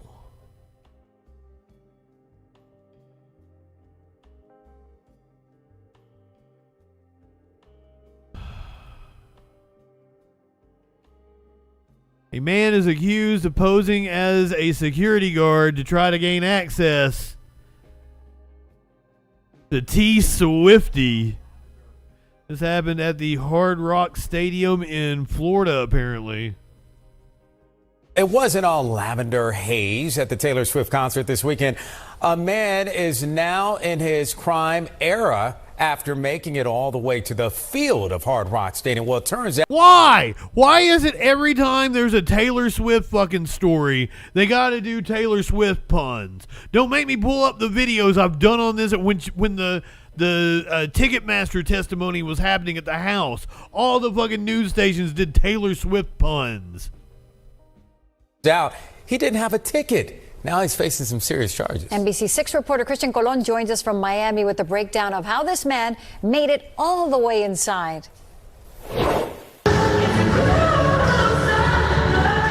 Global Taylor Swift fans packed the Hard Rock Stadium this weekend for the highly anticipated Eras Tour. We feel really safe that there's helicopters overhead. Yeah, sure. And there's like checkpoints each step of the way, so I feel like really safe here. Security was on high alert and created a perfect atmosphere for the mega concert. But for Ivan Mariotti, it didn't go all too well.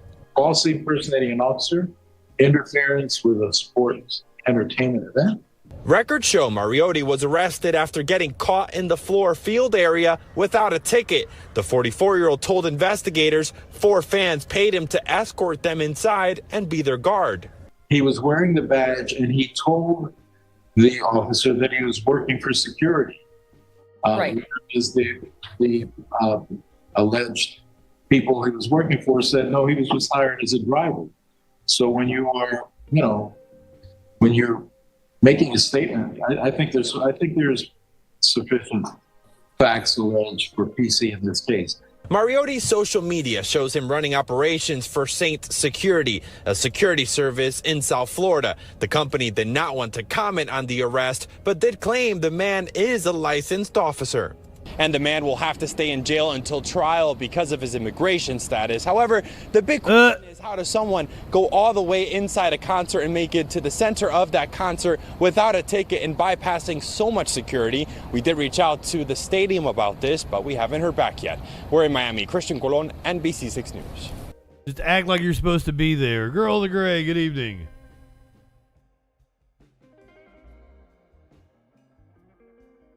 They didn't know he was trouble when he walked in.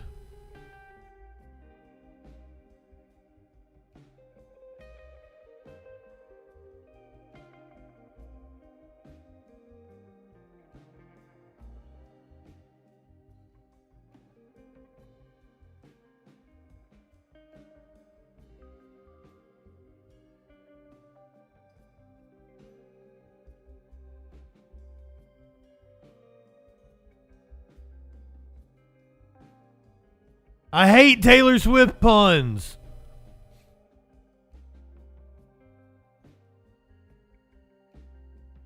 I've done it both times, bitched about Taylor Swift puns, and then made a Taylor Swift pun.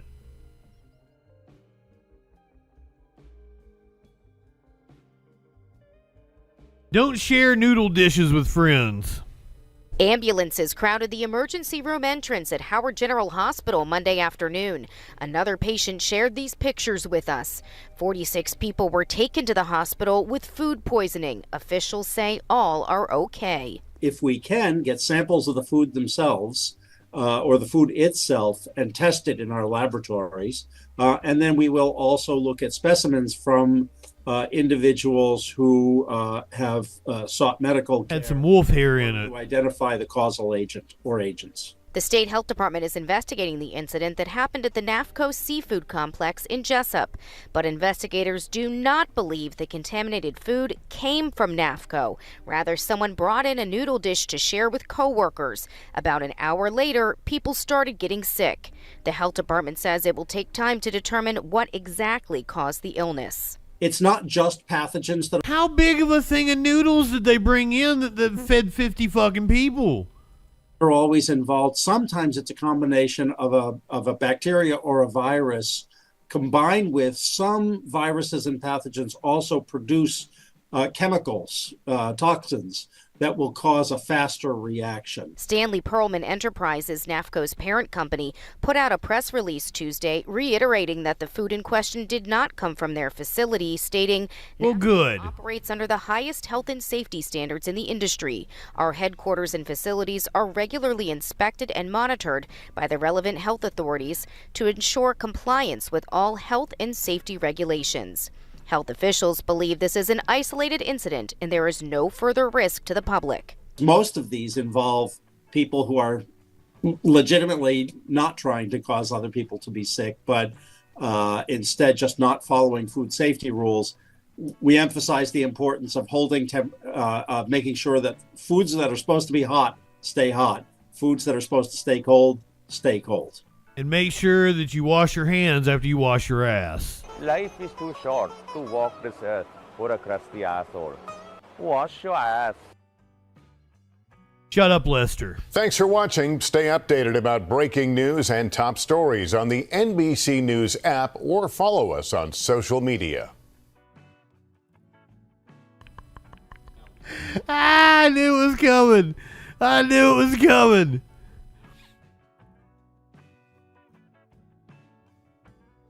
I'm proud of myself. All right, that's all the news I have for you tonight. I promised you a police chase at the end of all this, and you know I'm not gonna let you down. We're going to Cleveland, I think.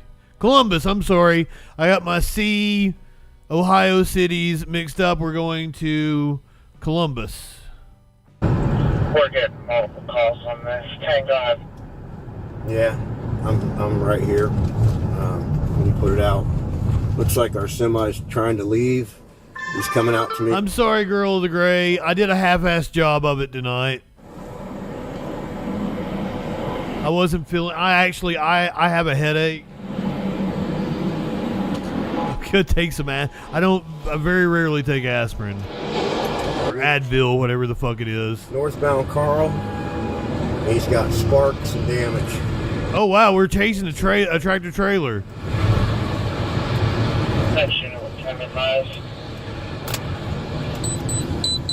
Now, usually I would still be going. It is kind of my fault. But I can't do it tonight. I had to half-ass the show and get out of here early. He's going over the roundabout, northbound Carl.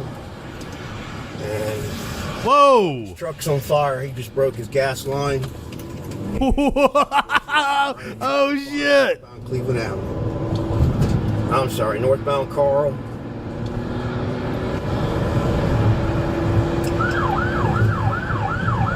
This happened about 5 days ago in Cleveland.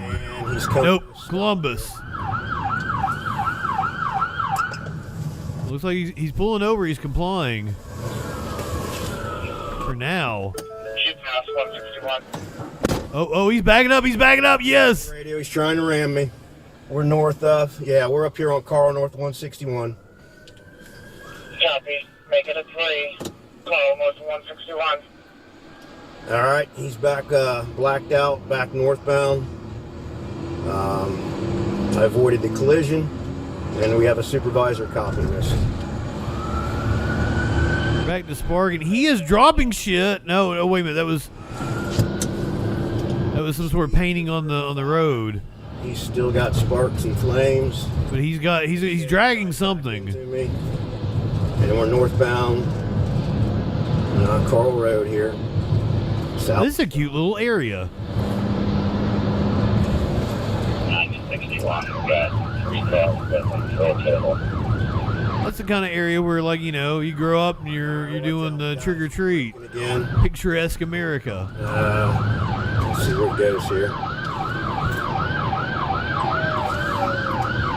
Radio, he's dragging a bunch of stuff off his truck. I don't know, it might even be a car door. His ass is dragging.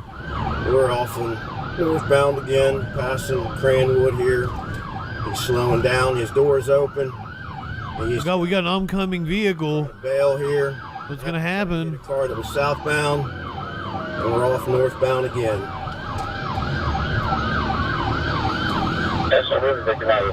They got the fuck out of his way. He's wanting to take up the whole road. Radio, the tag. He ain't wanting to share. 1, 3.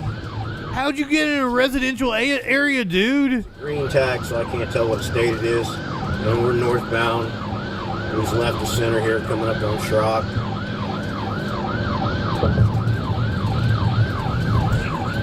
Hey, copy. That's where nobody's made contact because of the 3. All right, standby radio. We're westbound Schrock. He's trying to hit a cruiser. He just. Oh, he did. Just 5 to cruiser. 9011. Yes. 9011. Well, shouldn't have stuck his nose in there. Copy, call, Schrock. Yeah, like that, but if you stay on it. Westbound Schrock. 3. All right, hold on. He's okay. We're still westbound.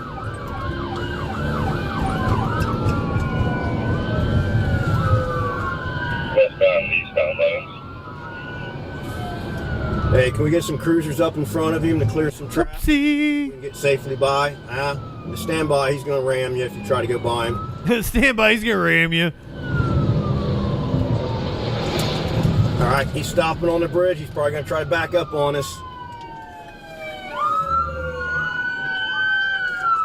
Is he? Is he? Is he? Yes, he is. Yes.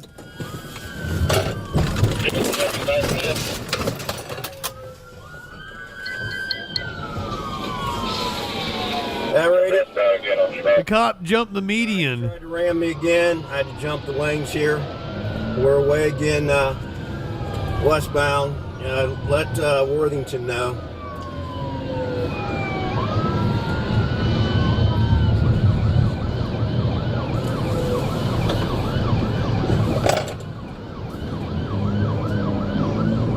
Luckily, it looks like this was at 3:30 in the morning, so that's why there's not a lot of traffic on the road.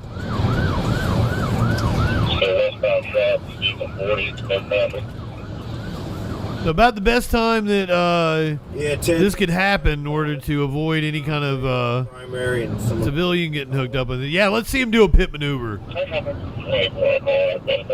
He's already done a pit maneuver to them.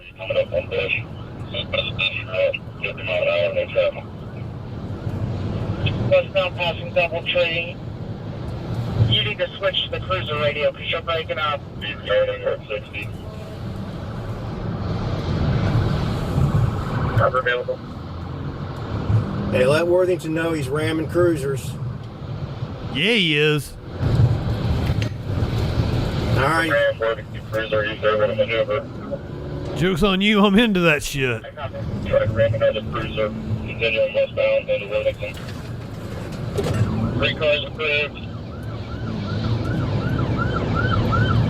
3 cars approved. So we've got Worthington R10 as the 1 car, 184 is the 2 car, and myself, the 96.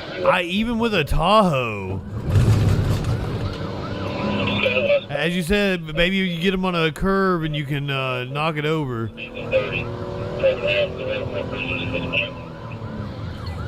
we can get another car that's on the pursuit, you go back to the courthouse, find a victim. 918 head that way. I copy. I assume they're going to want to try to block him in. Yeah, we got victims out here. Damn! 184, switch to... Whatever he was dragging, just let loose.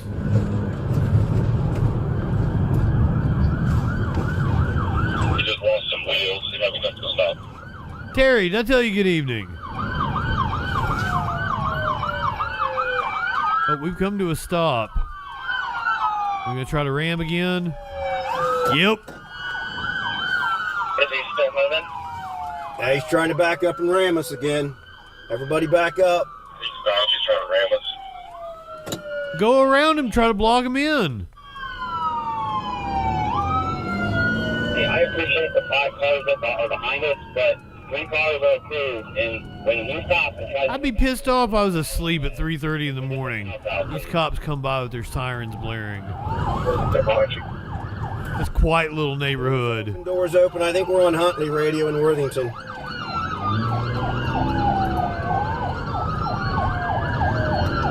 Or I'm not sure radio. We're in Worthington though. I copy. There shouldn't have been knows where you're at. Just surprised. Coming up on Worthington PD. We're right at Worthington PD. I copy. Worthington Originals. Well, after the 120-mile one we watched yesterday, I'm kind of appreciative of this. All right, we're coming up the high street. He's got his door open. I don't think I'm gonna watch this motherfucker die at the end of it. For the caller, so cars behind me, watch out. He might try to fire some 43s. Hey, he's at us here. Oh, no, get him. Oh, he didn't. He didn't try to take the cop with him that time. Southbound 23 or High Street. He's in the southbound. Yeah, why does he keep riding on the wrong side? I'm gonna stay off the radio. Whoever's got it behind me, take it.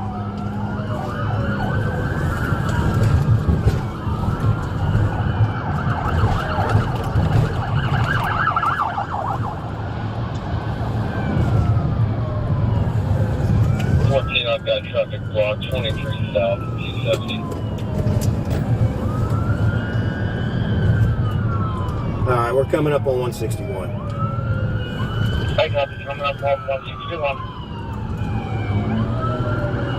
It looks like it's just rained just a little bit, it seems.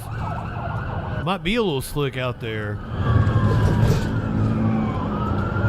Or could just be the, the frost and the dew. This is early in the morning. Where you guys at now?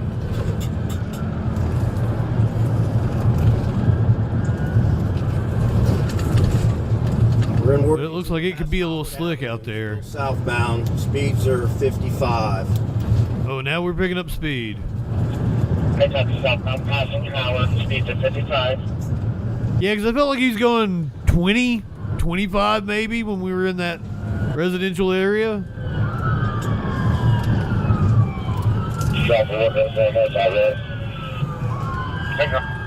All right, stand by, slowing down again, slowing down.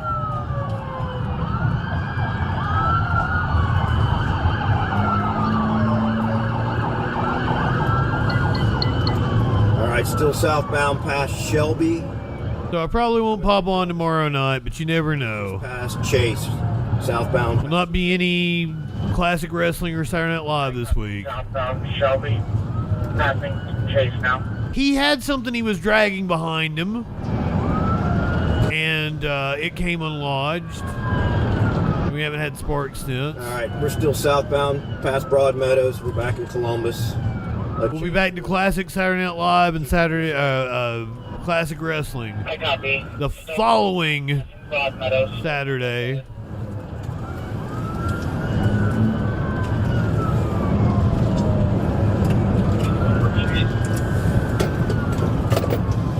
We've got several debates next week. And he's still southbound. Including Josh Hawley on Halloween. After we do the Josh Hawley debate, we're going to pop on. We're going to do classic Halloween specials. All right, radio, we're coming up on Morris Road. He's continuing southbound across Morris. I copy. Still southbound passing Morris. And I might pop on and do classic Halloween specials throughout the week at different points in time. We'll see how things go. Remember, moving this weekend, so woof. And I'm already tired. 50 miles an hour, he's back in the southbound lane. And we just passed Beach Wall. I copy, passing Beach Wall.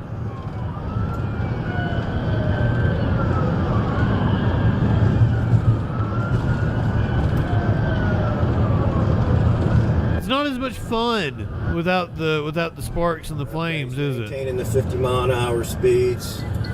Seemed a lot cooler. We're southbound. He shouldn't be doing 55 through there. Yeah. That looks like a 35-40 kind of area. I copy, just past Shelby.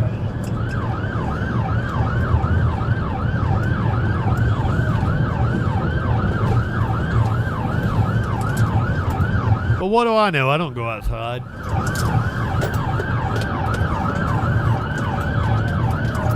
Oh, 50 through town. Whee! Okay, speeds are slowed down to about 45. Good. Just let us know, Chopper, when you get overhead and call. We'll be safe. Radio, it appears that we're just passing Bremen, maybe, or Bleeman, coming up on the Park of Roses. I copy, coming up to Park of Roses.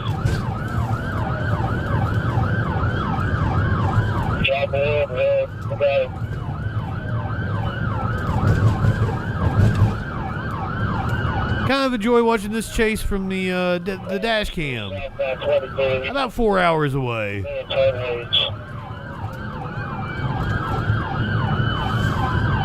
Slowing down again, Chopper. We're slowing down. I get to hang out with my buddy I don't get to see very often anymore. He's going to drive me down there. Apparently, he's a fucking pimp, too. He's already like, he's going to meet a girl while he's there. He's like, yeah, I got to set up to meet a girl. I'm like, what?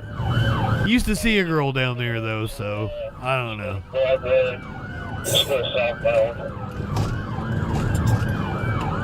Like you little pimp.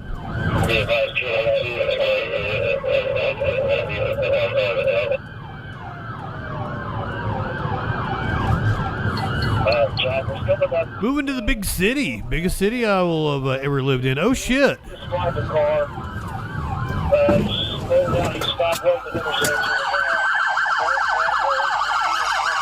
Why did that bring him to a stop, though?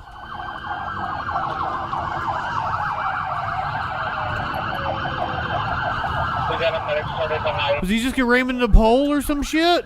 What's he doing? Okay, he's running. Dogs and boys!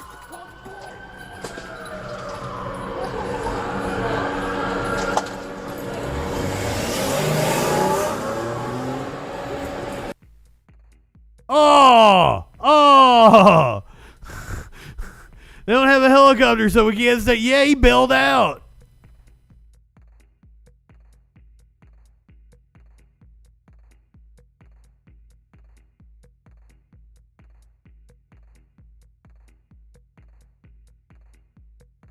Luckily, it happened a couple days ago, so we definitely have the update. On 10 TV showing a miles-long chase across cities during which the driver of a semi hit multiple vehicles and slammed into a police. Yeah, he did. Court documents say it started when Columbus police got a report of a semi hitting a building and driving away. Angela Ann walks us through the dash cam video tonight. We are northbound Carl. He's got sparks and damage. It all started around 3 in the morning Saturday. Police begin chasing a semi-truck in northeast Columbus. He's going over the roundabout, northbound Carl. And looks like his truck's on fire. He just broke his gas line.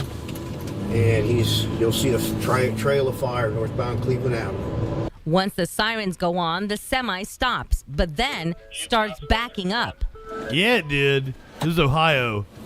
He's trying to back in Cleveland. He's trying to ram me. The semi begins driving away again. Police chasing it through. No, Columbus. Speeds are 35. He's still got sparks and flames. The chase continues, and the semi-truck still sparking. He's slowing down. His door's open. He's gonna try to bail here. He tried to hit a car that was southbound. And we're off northbound again. And just moments later, he's trying to hit a cruiser. He just boom. That was my favorite part. Cruiser, 9011. Get a squad to 9011. The semi-driver backs up toward a police car again before heading into Worthington. He takes out a sign, drives past police cars, and then heads south down High Street. And after hitting another car, the driver bails out of the semi. I got him! I got him! I got him! Multiple officers chase him down. And that was Angela Ann reporting. Court documents say the driver is this man, 42-year-old Gregory Ivory of California. He was arraigned this week on 2 charges of felonious assault. A judge set his bond at $250,000.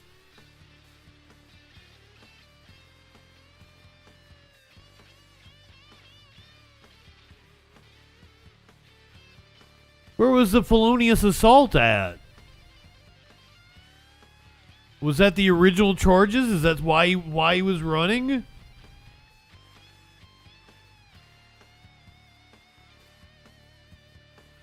I'm not sure that actually makes any sense. So he was charged with felonious assault, but like, oh, using a vehicle. Okay. Makes a little more sense that way.